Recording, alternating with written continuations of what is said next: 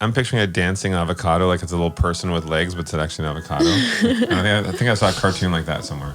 And you would never forget that if it was happening on top of your head.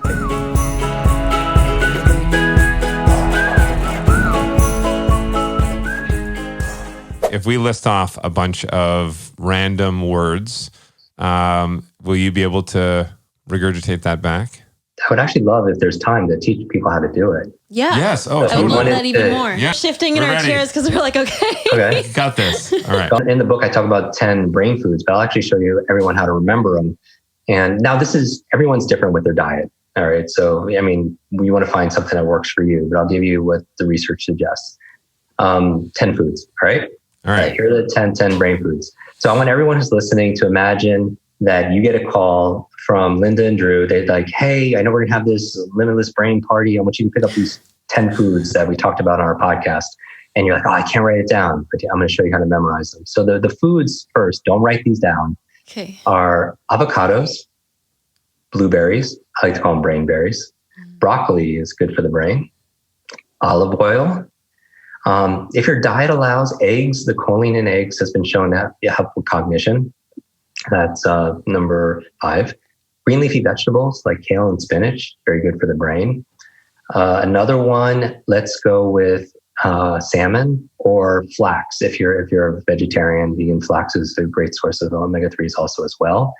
Another one is turmeric. Let's talk about spices. Turmeric is good for the brain. That's walnuts, good for the brain. Walnuts. And dark chocolate. Let's put a fun one in there. Dark chocolate. All right. Not milk chocolate or foods that have sugar and very processed, but dark chocolate. What's good for your mood tend to be good for your mind. How many do you think you remember? I think I could get, should I try it? Yeah. Okay. I have to close my eyes. Okay. Avocado, blueberries or brainberries, broccoli, olive oil, eggs, green leafy vegetables. Which kind? Like spinach and kale. Yeah. Nice. Hold on. Green leafy vegetables. Oh, wait. Did you say salmon? Yeah. Yes. Okay. Flaxseed, turmeric, and dark chocolate. Wow. And walnuts. Dark chocolate and walnuts. That's amazing. Yeah, that's amazing. Yes.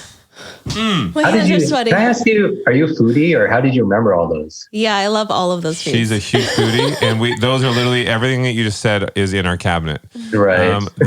Most everything. But how do you recall? Because I know I'll say my process after, but the ABB was easy because I thought you were gonna go like alphabetical order, and then it just turned into like books. And then dark chocolate, I thought was the last one. I was like, oh yeah, you saved the best for last. And then you ended with walnuts. And we've been to cacao farms, so we know all about the good and bad chocolate. For me, I'm a visual, like I picture a picture of it in my brain. And so as I did the ABB thing first, and then I started just to picture all the things and almost like myself eating them. And then that helped me. The more senses you use, the more you remember. So if you could see it and then smell it or even, taste it, and they call it in science synesthesia, the blending of senses. We tend to remember things that we could see. The quick way for everyone else who didn't get like all of them, which is extraordinary, is a method we talk about called PIE, P-I-E. And these are the 3 keys to a better memory. P-I-E. P stands for place. If you want to remember something, you need a place to store it.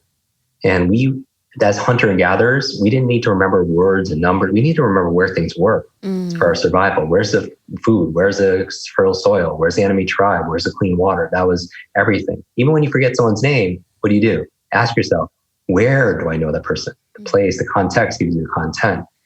The other thing, the I stands for imagination. We just talked about how it's important to visualize. You remember what you see.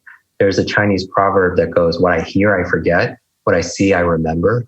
What I do, I understand. What I hear, I forget. I heard the name, I forgot it. What I see, I remember. I saw the face, I remember it. And through practice, what I do, I understand it better, right? And so the P is place, I is imagine, E is entwined, which means you put those 2 things together. So very simply, this is how I'd recommend remembering the foods for everybody else. We take 10 places on our body very quickly, going from top to bottom. We'll say what I say and do what I do. 1 is top. So you touch the top of your head. 1 is top. What's number 1? Avocado. And that'll be your verbal memory. 2 is nose. Blueberries. What's number 2? Nose. Blueberries. 3 is mouth. What's 3? Broccoli. Everyone else can say it out loud also. 4, ears. 4 is ears. Eggs. No. Just doing the place. So top. Top. Nose. Mouth. Ears. 5 is throat. 6, shoulders. 7, collar. 8, fingers. 9, belly. And 10, seat. Bottom. 10 is bottom. All right, so now we have 10 places. That's the P in pie. Memory is used as pie. Okay. And the 10 places could be 10 places in your home or 10 places in your office. But they call this your memory palace. Now the I is what you need to remember, is imagine it. And the E is you put them together in the story. So what's your first place? Is the top of your head? I want you to remember avocados. So just in a fun story, what would an 8-year-old play with? But what would you imagine? Maybe avocados for conditioner for your hair? That's pretty healthy. If it makes you laugh, you're more likely to remember it because that's a long I'm picturing a dancing avocado, like it's a little person with legs, but it's actually an avocado. I think I saw a cartoon like that somewhere. And you would never forget that if it was happening on top of your head if you're at the grocery store, right? So I want everyone to picture that. And then the second place is what? Nose. Your nose. And I want you to imagine there you have blueberries coming out of your nose. Like a little clown. You could call them brain berries. Smell them. What was that? Just feel that. Third place is what? Mouth. Your mouth. And I want you to imagine broccoli. Imagine there's teeth. Broccoli in your teeth? Yeah, Jim Carrey with the big broccoli in his teeth. Perfect. The fourth place are what? Ears. Olive oil. So I want everyone to picture you're cleaning your ears with olive oil, or maybe you're wearing olive earrings.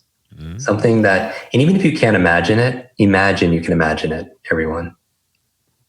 And then the fifth place is your throat. And I want you to imagine instead of an Adam's apple, maybe you have an egg there. An egg apple. An egg. That's number 5. Number 6 are your shoulders. Green leafy vegetables. So imagine that you have shoulder pads. Kale and spinach shoulder pads. There you go. 7 is your collar. Collarbone. Imagine a necklace made out of salmon. Or if you're vegan, you can imagine flax seeds. 8 are your fingers. And I want you to imagine turmeric. Turmeric is, I make it like a golden milk in the morning, like with almond milk and turmeric. I put a little bit of pepper. It's really just amazing. But anyway, turmeric all over your fingers, that golden powder. You can't get it off. That's stains. That's annoying. Yeah. 9 is our belly. And I want you to imagine walnuts. And walnuts look like the brain. So that's going to be good. Maybe walnuts in your belly button. And then what's the 10th place is your bottom. Top to bottom. And it's dark chocolate. Everyone could keep, I don't want to know what you're picturing. Big cacao. Exactly. And now everybody imagine this. You're at the store, you're at Air One or whatever, and you just don't have the grocery list there, but you have it in your mind. You're carrying it with you as you walk down the aisles. What's on the top of your head? And I'm asking everybody who's listening to this, if they remember, they can video themselves and tag us in it. But what's on top of your head? Avocado. The avocado. What's coming out of your nose? Blueberries. Brain berries. What do you have stuck in your teeth?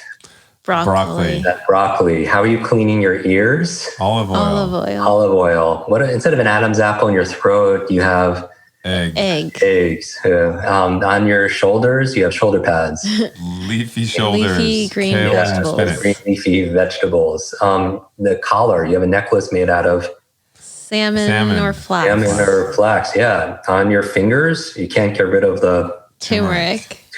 Out of your belly button, you have walnut, high in vitamin E, which is very neuroprotective. And finally, on your bottom, dark chocolate. And then, oh my gosh, that made it so easy. Yeah, and you could do it forwards and backwards also. You could go from bottom to top and you'll still remember it. And when you understand how your memory works, you could work your memory. So thank you both. Thank you, Jim Kwik, for joining us. And his book, Limitless, is available. Check it out. Such good information. And we want to know how many of you were able to remember all 10 of those foods. Comment below. The full chat is available on our podcast, wherever you get podcasts. And also the link is below, along with the link for his book. And you can find us on social at home. Plus, subscribe if you haven't already. And also hit that little bell, because then you get notifications every Tuesday, new episodes. Yep. All right, I have one for you. I'm going to give you 18 words and you have to memorize. Geez. Okay. Donut, chair, Drew, sexy, Drew, 18, donut. Okay. I'm not good with this. Okay. Too many words. I only know 5 words. Donuts and Drew.